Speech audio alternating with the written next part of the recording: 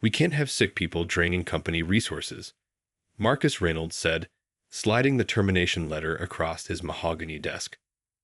My name is David Sullivan, 47 years old, and until this moment, I've been the Chief Audit Officer at Meridian Global Investments for the past 12 years.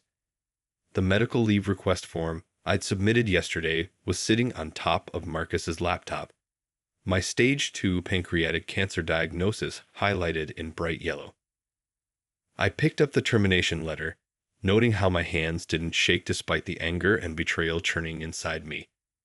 The severance package was insultingly small. 2 months' salary and continued health coverage through the end of the month. Barely enough time to schedule my first round of chemotherapy. Nothing personal, Marcus continued, his practiced CFO smile never reaching his eyes. Just business. The company needs to protect its interests. I nodded, folding the letter carefully and placing it in my jacket pocket. I understand completely. And I did understand, more than Marcus could possibly imagine. I understood exactly why he wanted me gone, and it had nothing to do with my cancer diagnosis. Security will escort you to clear out your desk, he added, already turning back to his computer screen. Dismissing me like yesterday's garbage after 12 years of loyal service. As I walked to my office between 2 burly security guards, I thought about the encrypted file sitting on my personal cloud storage, the one I'd compiled over the past 6 months as I noticed irregularities in our international wire transfers. Small discrepancies at first, easily overlooked unless you knew exactly where to look. But they added up. Oh, how they added up. My team watched silently as I packed my personal items into a cardboard box. Sarah, my deputy auditor, had tears in her eyes. She knew about my diagnosis, had hugged me yesterday when I told her I'd need to take medical leave. Now she stood frozen, unable to speak as security supervised my departure. It's okay, I told her quietly. Everything happens for a reason. The security guards escorted me to my car, watched me drive off the corporate campus for the last time. I didn't look back at the gleaming 40-story building where I'd spent over a decade of my life. Instead, I thought about Marcus Reynolds. How he'd worked his way up from junior accountant to CFO in just 15 years. Meteoric rise, they called it. Brilliant financial acumen. I pulled into my driveway, carried my sad box of belongings into my home office, and sat down at my personal computer. Time to show Marcus exactly what brilliant financial acumen looked like. I joined Meridian Global Investments in 2011, when it was still a mid-sized investment firm handling mostly domestic accounts. My background in forensic accounting made me an attractive hire as they expanded into international markets. We need someone who can spot problems before they become problems, the CEO had said during my interview. That's exactly what I'd done for 12 years, built a robust audit department, implemented sophisticated tracking systems, protected the company from fraud and financial misconduct. I was good at my job, too good, as it turned out. The first red flag appeared 8 months ago. A series of wire transfers to a holding company in the Cayman Islands. Nothing unusual for an investment firm of our size, except this company had been incorporated just 3 days before the first transfer. I made a note and started digging deeper. More transfers followed, always just under the threshold that would trigger automatic review. Always perfectly documented with seemingly legitimate business purposes, but something felt off about the pattern. 4 months ago, I noticed Marcus had restructured our audit review protocols. Small changes, subtle ones. Certain types of transactions no longer required secondary verification. Specific foreign entities were pre-approved for rapid transfers. He claimed it was about efficiency, reducing bureaucratic bottlenecks. I started keeping separate records, created my own verification system that tracked every transaction, every approval, every modification to our protocols. I documented everything meticulously and saved it all to an encrypted cloud drive that only I could access. 3 months ago, I found the connection. The Cayman Islands holding company was owned by a shell corporation in Singapore, which was owned by another shell corporation in Luxembourg. But at the end of the paper trail was a small private bank in Switzerland. And the beneficial owner of that bank's largest account was Marcus Reynolds. The cancer diagnosis came 2 weeks ago. A routine physical turned into specialized scans, which turned into a conversation no one ever wants to have with their doctor. Stage 2 pancreatic cancer. Treatable if caught early enough. I'd need immediate medical leave for surgery and chemotherapy. I submitted the leave request yesterday morning. By afternoon, Marcus had called me to his office and terminated my employment. He thought he was protecting himself, eliminating the one person who might have noticed his embezzlement scheme before he could finish covering his tracks. I opened my laptop and began composing emails. One to the board of directors, one to the SEC, one to the FBI's Financial Crimes Division. Each contained the same meticulously documented evidence. Wire transfer records, corporate ownership documents, protocol modifications, all leading back to Marcus and his $40 million theft. I attached an audio file to each email, a recording from a meeting 3 months ago where Marcus had explicitly directed me to stop investigating certain foreign transactions. Not a good use of resources, he'd said. I'd nodded, agreed, and continued my private investigation. The evidence was damning. The documentation was perfect. The kind of case prosecutors dream about, served up with a bow on top. I set the emails to send automatically at 9:00 a.m. tomorrow, right as the morning board meeting would be starting. My phone buzzed, a text from Sarah. David, I'm so sorry. This isn't right. What they did to you. I replied, don't worry about me. Just make sure you're at the board meeting tomorrow morning. Should be interesting. I spent the evening reading through treatment options, researching oncologists, making plans for the battle ahead. The kind of planning I should have been doing today instead of dealing with Marcus's betrayal. But sometimes life hands you multiple battles at once. At 8:55 a.m. the next morning, I sat in my home office sipping coffee, watching the clock tick down. I'd already received calls from Marcus, from HR, from the company's general counsel. All went to voicemail. All were probably offering better severance packages, trying to buy my silence before they knew exactly what I had. Too late. 9:00 a.m. The emails delivered simultaneously. My phone immediately began ringing. Board members, SEC investigators, FBI agents. I let them all go to voicemail. I'd talk to them later, answer their questions, provide additional documentation. But right now, I wanted to savor this moment. At 9:15 a.m., Sarah texted me. FBI just walked into the board meeting. Marcus in handcuffs. OMG David, did you know?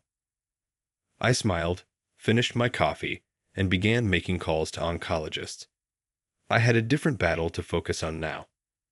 Marcus Reynolds had chosen the wrong person to betray, the wrong week to show his true colors. He thought my cancer diagnosis made me vulnerable, made me an easy target to eliminate.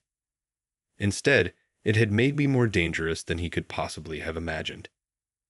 Because when you have nothing left to lose, you have everything to gain by doing what's right. My phone buzzed again, the CEO this time.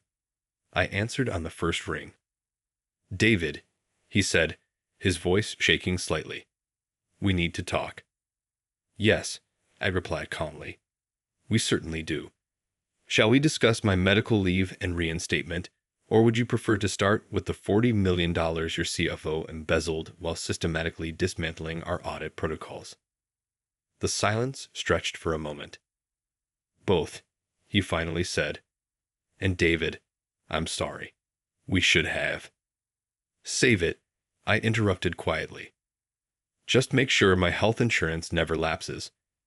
I have some personal battles ahead, and I prefer to fight them with the company's support rather than its opposition.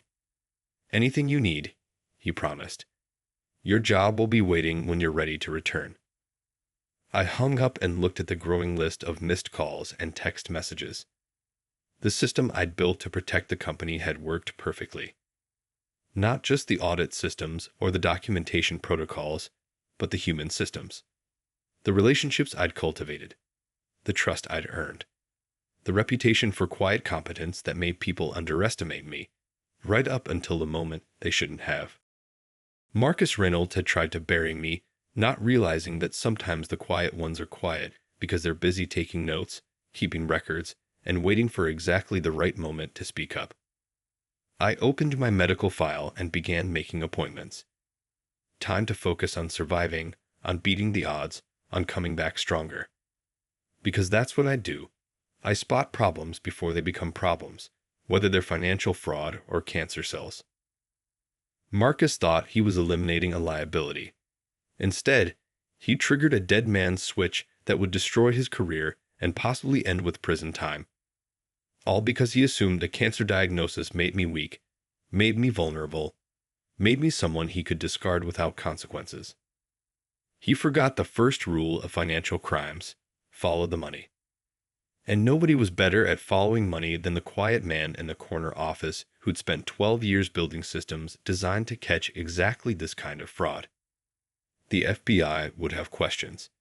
The SEC would want statements. The board would need reassurance. But right now, I had doctor's appointments to schedule and a life to fight for. The justice system could handle Marcus Reynolds. I had bigger battles ahead. Sometimes karma needs a little help. Sometimes it needs someone to keep careful records, maintain meticulous documentation, and wait for exactly the right moment to press send. Today was that moment. And Marcus Reynolds was about to learn a very expensive lesson about underestimating the quiet ones. The next few weeks unfolded like a carefully orchestrated symphony. Marcus Reynolds was denied bail, deemed a flight risk due to his substantial offshore assets and multiple foreign passports discovered in a safety deposit box. The FBI's forensic accountants were working through my documentation, uncovering even more layers to his embezzlement scheme than I had initially found. I focused on my health, starting an aggressive treatment plan at Memorial Sloan Kettering. The CEO had kept his word. My insurance coverage was upgraded to the Executive Platinum Plan, covering experimental treatments and private rooms. A small price for the company to pay, considering I'd saved them from a potential $40 million loss. Sarah kept me updated on the office dynamics. They've gone through Marcus's entire department. She texted one morning while I was waiting for my first chemotherapy session. Found 3 more people involved in the scheme. Junior accountants who helped hide the transfers. They're all cooperating with the FBI now. The company's stock had taken a hit when the news broke but recovered quickly once the board announced new oversight measures and highlighted how internal controls had caught the fraud. They didn't mention me by name, but the financial press figured it out quickly enough. Whistleblower in Meridian Global scandal revealed to be terminated cancer patient. Read one headline. Corporate karma. CFO fires auditor over cancer diagnosis. Gets exposed for $40 million fraud. Read another. I ignored media requests for interviews, focusing instead on my treatment plan and providing additional documentation to federal investigators.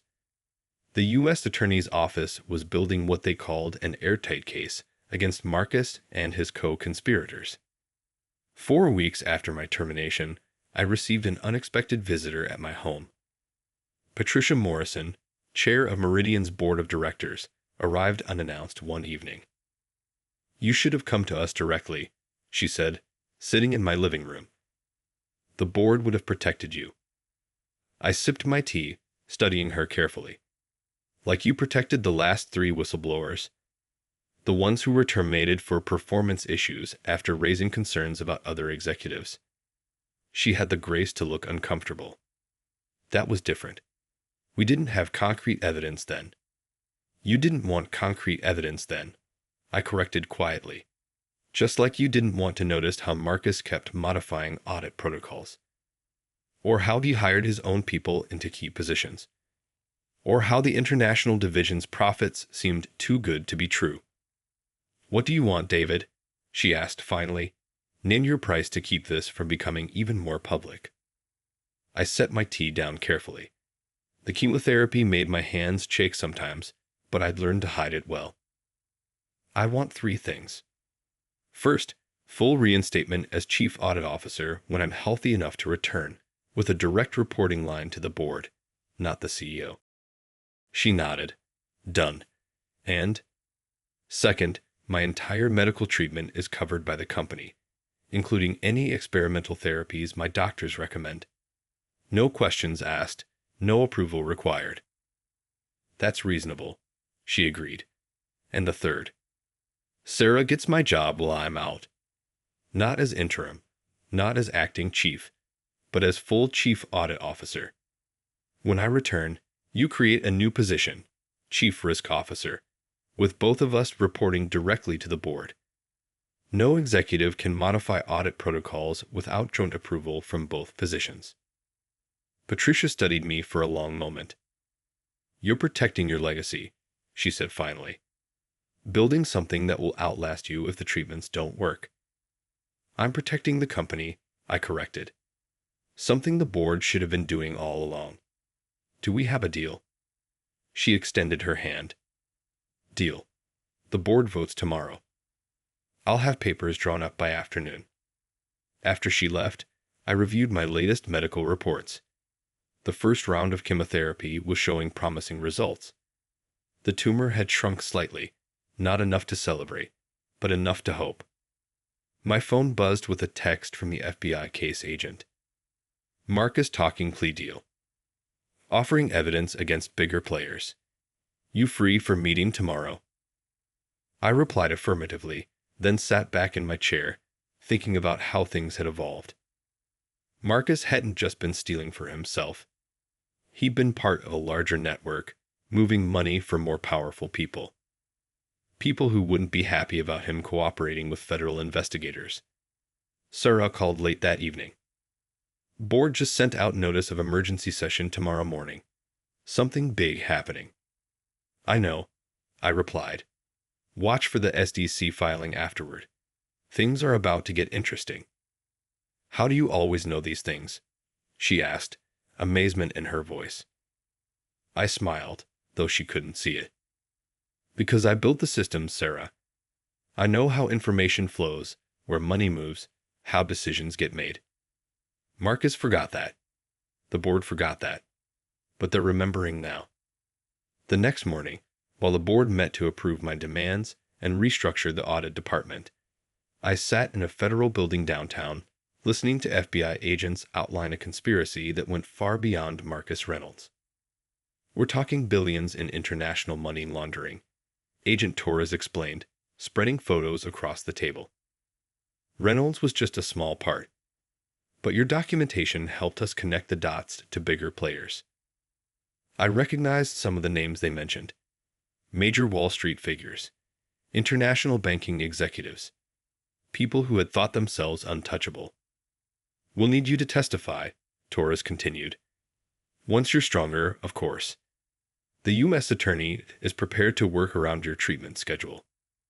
I nodded, looking at the evidence they'd gathered. My careful documentation had opened a door they'd been trying to crack for years. Sometimes the biggest cases start with the smallest details. A wire transfer that doesn't quite add up, a protocol change that makes no sense, a CFO who gets nervous when certain questions are asked. "What made you start keeping separate records?" Torres asked. "Before you knew about your diagnosis, before Reynolds tried to fire you. What tipped you off?" I thought about it. "He was too perfect," I said finally. "His numbers always balanced. His explanations were always ready.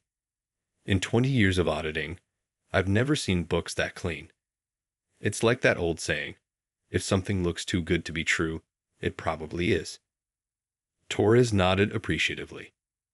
"Well, your attention to detail just helped us crack one of the biggest financial crime cases of the decade.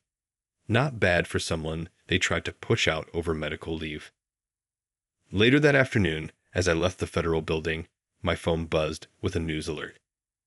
Meridian Global stock had jumped 12% on the announcement of new audit oversight measures. The market, like the changes I demanded, saw them as signs of serious reform. Sarah texted, "Board approved everything. When you're ready to come back, we're going to clean house together." I smiled, heading to my next doctor's appointment. One battle at a time. Beat the cancer first, then help Sarah rebuild the audit department into something stronger than before. Create systems that would catch the next Marcus Reynolds before he could steal millions. The chemotherapy was harsh, but I had something to fight for now. Not just my health, but a chance to finish what I'd started, to build something lasting. Something that would protect against corruption and greed long after I was gone. Marcus Reynolds had thought he was being clever, getting rid of a potential threat before I could expose his crimes. Instead, he triggered a sequence of events that would bring down not just him, but an entire network of financial criminals. All because he'd forgotten the cardinal rule of white-collar crime. The quiet ones are usually the most dangerous. The ones who keep records, who notice patterns, who wait patiently for the right moment to act. Sometimes karma needs documentation. Sometimes justice needs spreadsheets and audit logs and careful notes kept over months of watching and waiting. Marcus Reynolds would learn this lesson from a prison cell. And I would teach it to every auditor who came after me, building a legacy of accountability that no corrupt executive could dismantle.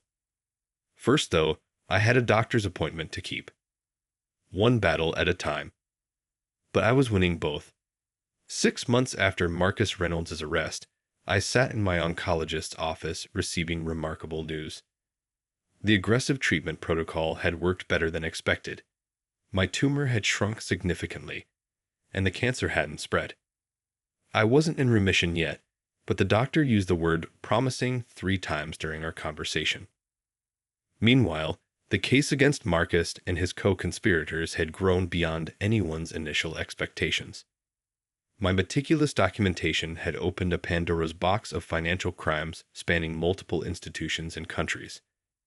The FBI had dubbed it Operation Ledger, and it was becoming one of the largest white-collar crime investigations in recent history.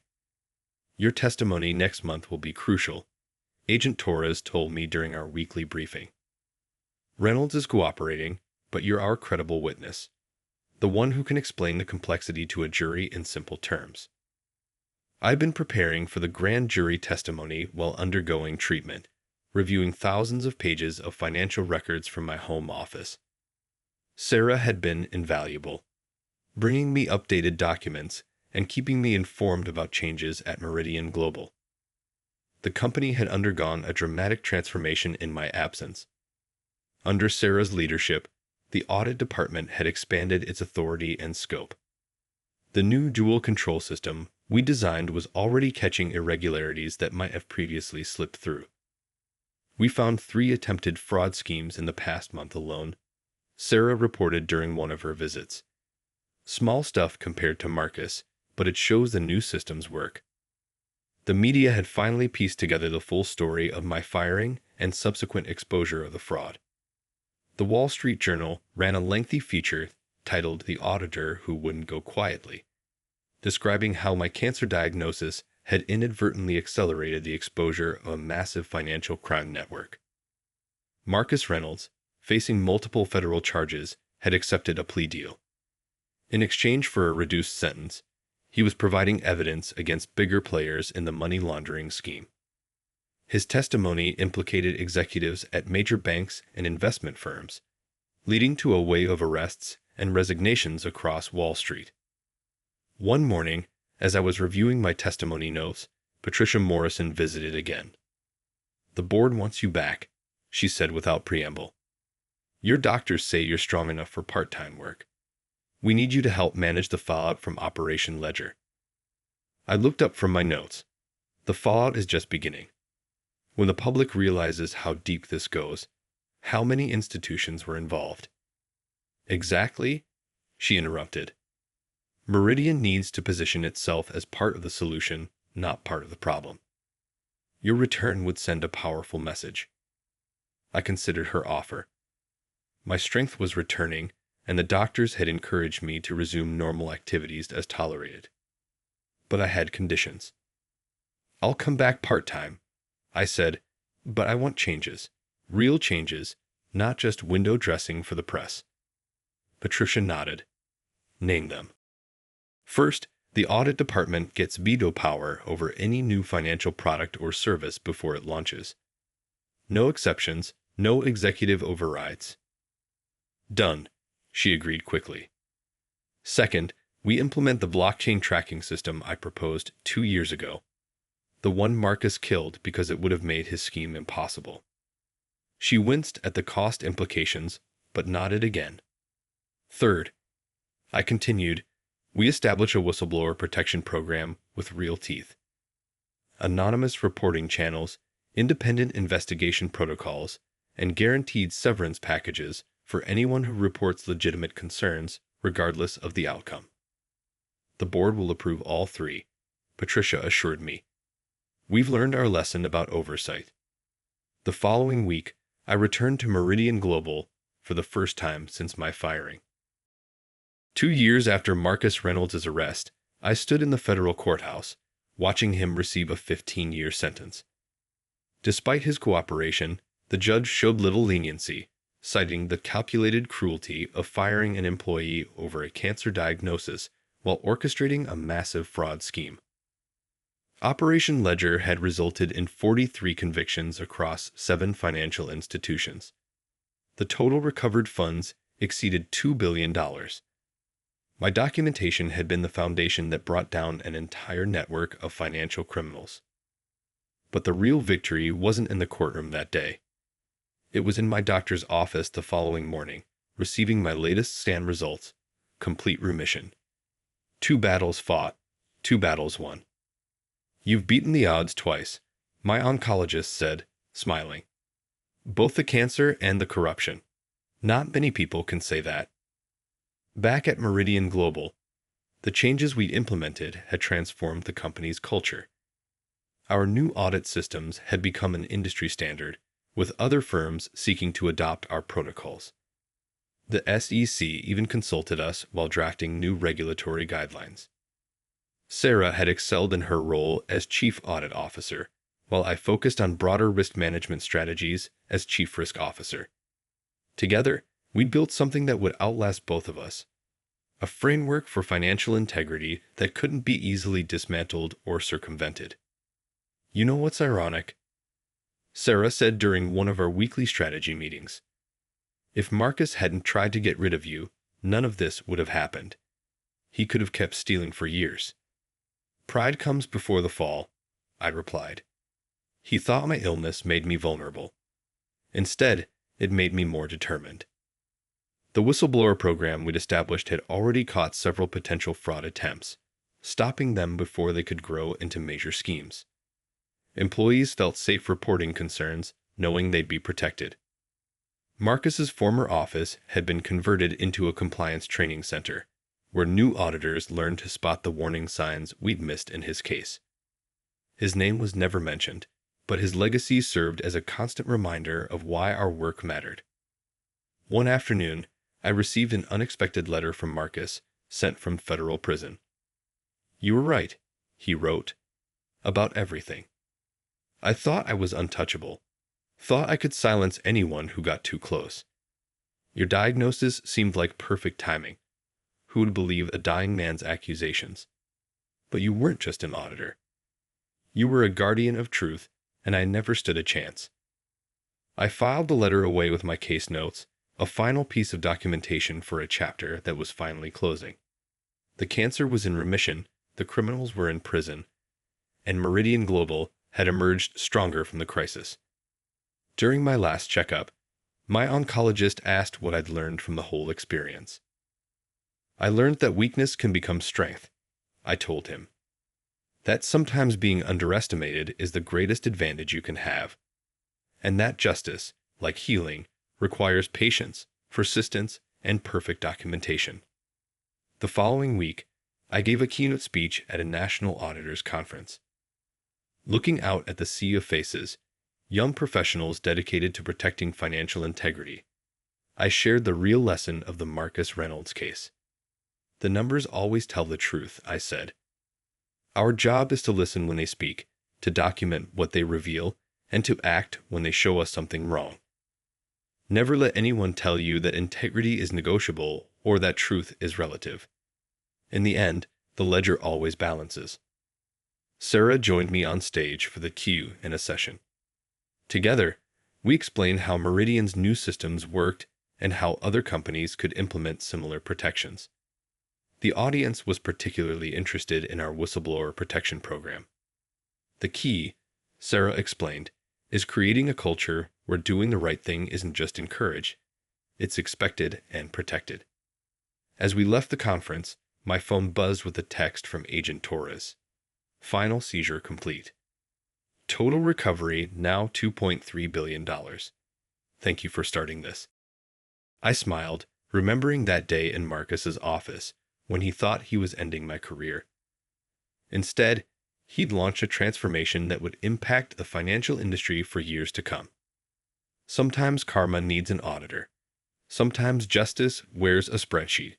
And sometimes the biggest victories come from the moments when others think you're at your weakest.